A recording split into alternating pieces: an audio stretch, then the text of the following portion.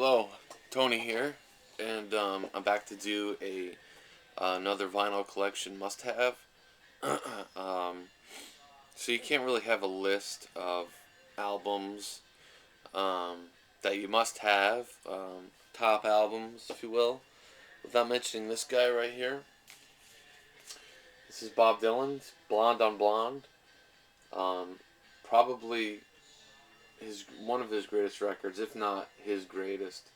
Um, It's his seventh studio album released on Columbia, and it's probably considered one of the first significant, if you will, double albums. Um, it was released in 1966, and it is just a fantastic record through and through. I mean, every song on here is a classic. Um, I could go through the songs, but if you're not familiar with this record, you should really put it on your list for next album to buy, because I think it's just about any collection that's missing this. It has a hole in it. There's a gap there, and it needs to be filled by this, because it's just one of those albums. Sure, we all know the story. If we follow Dylan at all, when he came out, he was this folk player. He played. He wrote brilliant political civil rights type songs. And he put out a number of albums like that. And after a while, I think he started to feel like kind of pigeonholed into that kind of thing. And if you followed his career, um, and another side of Bob Dylan came out, and it was still folk acoustic, but the songs were much more personal. They were more love songs, and so you knew something was happening. Then he puts out Bringing It All Back Home, and for the first time we have Dylan with a band playing an electric guitar, and his fans just basically revolted. I mean, the albums did well, but for some reason in his live shows, it just didn't go over well. And then he put out Highway 61 Revisited, which is another fantastic record. Excuse me. And again, and then he was playing with the band, or as they were known then as the Hawks, and trying to record another album, and was just having a hard time. For some reason, the band just couldn't.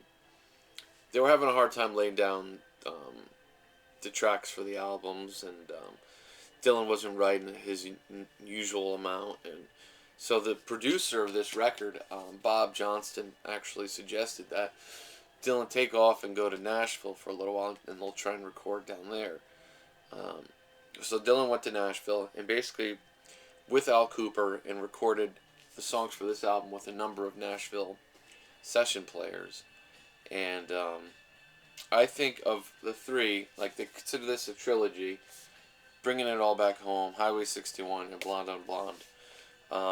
Of the three, I think this is probably his strongest record. As much as I love the other two, I think this one basically cemented Dylan's status, that he was changing, and that he wasn't going to be pigeonholed. He wasn't going to be lumped into this category, and he wasn't going to bow down to what his audience wanted. And you got to give him credit for that. I mean, the guy wanted to be more of a musician, not a political activist. His writing on here has become like even more surreal and poetic, and just gorgeous lyrics. I mean, the whole thing. And Dylan has also said that it's probably the first time that he's achieved the sound that was in his head, what he called the wild, thin, mercurial sound. And it's a pretty good description for the sound of this record.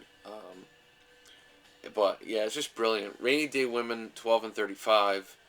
I'm sure we're all familiar with that. Everybody Must Get Stoned. It's like the stoner anthem.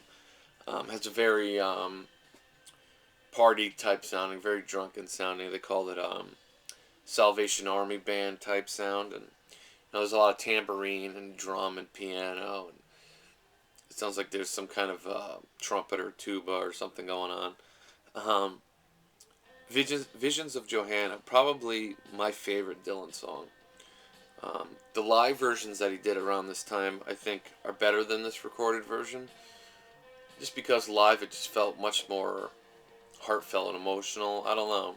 His delivery live was just fantastic. I mean, um, the lyrics. I mean, it's hard to describe how those lyrics just make you feel. I mean, if you let me, actually, I'll read some of the lyrics to you. I mean, I could probably just recite them off the top of my head, but I just don't want to get them wrong. Um, he says it starts off with, "Ain't it just like the night to play tricks when you're trying to be so quiet? We sit here stranded, though we all do our best to deny it. And Louise holds a handful of rain, tempting you to defy it.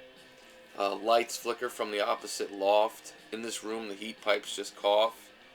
The country music station plays soft, but there's really nothing to turn off."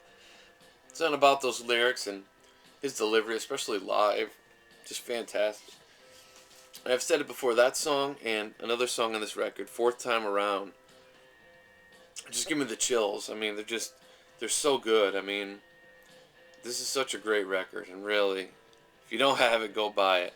I Want You, it's a pop song, probably maybe one of his more successful songs, but Just Like a Woman, again, I think he probably even more successful, both on like a greatest hits record. Probably one of Dylan's best songs written about a female. I mean, Stuck Inside a Mobile with the Memphis Blues again. Paranoid sounding kind of rocker, but it just has a great feel to it. I mean, classic Dylan. Most Likely You'll Go Your Way and I'll Go Mine. Temporary Like Achilles. Absolutely Sweet Marie. Fourth Time Around. Obviously Five Believers. I mean, classic Dylan songs. Just fantastic stuff. Sad-Eyed Lady of the Lowlands was written, and it's the whole last side of this album. So it's the whole D side of the record. And it's a long song, and it was written for his wife at the time, Sarah Dillon, or Sarah Lowens, I think it's pronounced. So it's kind of a play on words. Sad-Eyed Lady of the Lowlands, Lowlands. Um, but yeah, he wrote it. He said later on in another song, Sarah, I believe, on Desire, that he stayed up all night in the Chelsea hotel writing "Sad-Eyed Lady of the Lowlands" for you. Um, but it's just a great song, and the thing about it is, when you listen to it, the song just builds and builds and builds, and it's just fantastic.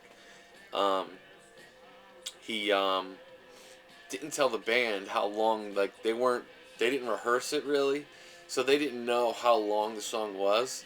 So after each verse, the band builds like it's going to be the climax and the end of the song, but instead Dylan comes out with another verse, so then they'd start all over again, and each time it just builds and builds, and it's just one of Dylan's greatest songs, really. So check that out if you haven't heard that. Sad-Eyed Lady of the Lowlands, fantastic song.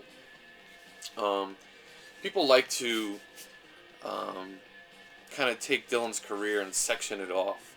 And you could say the first part of his career was his acoustic stuff, his civil rights kind of stuff, and then he went electric.